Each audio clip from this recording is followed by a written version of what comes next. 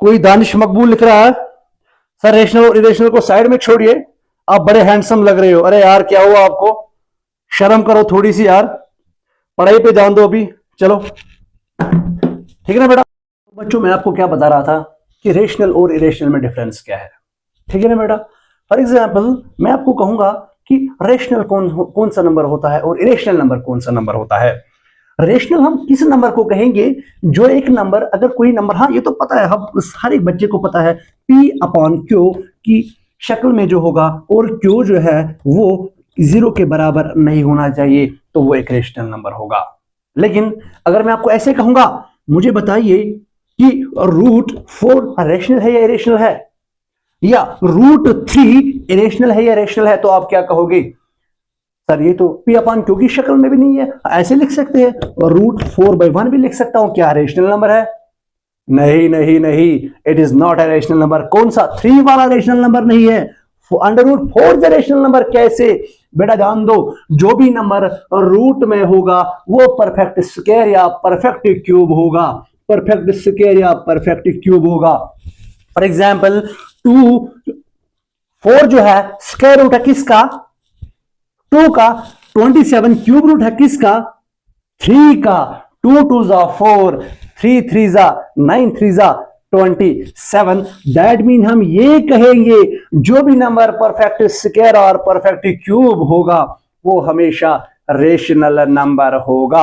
अब हम 3 की बात करेंगे, ये ना ही परफेक्ट स्क्वायर है ना ही परफेक्ट क्यूब है, तो ये रेशनल नंबर नहीं है। और एक बात मैं आपको कहूंगा 5.2 क्या है, रेशनल है। सर ये तो डिवाइड में भी 1 नहीं है, हाँ करेंगे तो क्या फर्क होगा, हम बताएंगे आपको कैसे आएगा ये। देखो बेटा, अगर हम बात करेंगे किसी भी नंबर की जो पॉइंट के बाद आएगा, जो फ्रैक्शन के बाद आएगा, लेकिन वो टर्मिनेटिंग होगा, दैट मीन पॉइंट के बाद जो भी नंबर होगा वो खत्म होगा, उसको हम क्या कहेंगे, ये हमेशा एक रेशनल नंबर होता है। फॉर एग्जाम्पल 2.521 एक जगह पे ये खत्म हुआ, इसके 1 के बाद कुछ नहीं है, ये एक रेशनल नंबर है।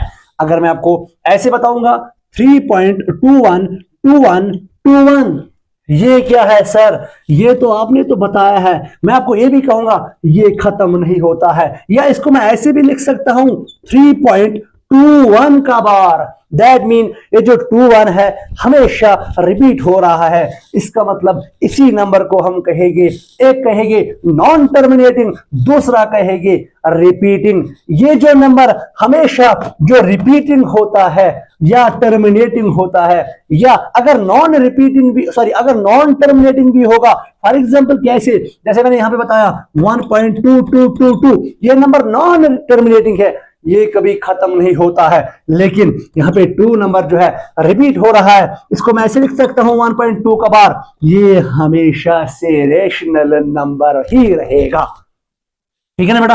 और एक एग्जांपल अगर मैं आपको ऐसे कहूंगा, अगर मैं यहां पे ऐसे लिखूंगा 1.213210 डैश, क्या ये रेशनल है या इरेशनल है?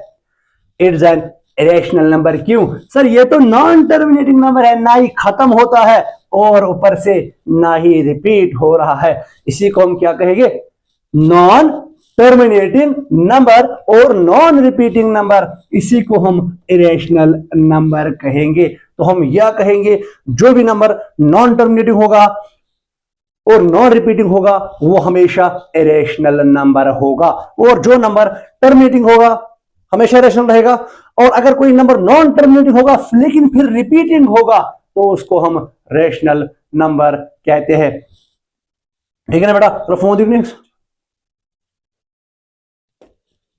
हम पहले कुछ कमेंट्स देखेंगे।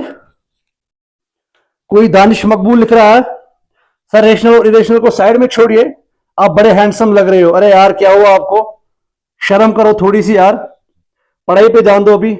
चलो ठीक है ना बेटा। चलो देखते हैं इसके बाद कौन सा कंसेप्ट है, इसके बाद कंसेप्ट है रियल नंबर्स का, ठीक है ना बेटा।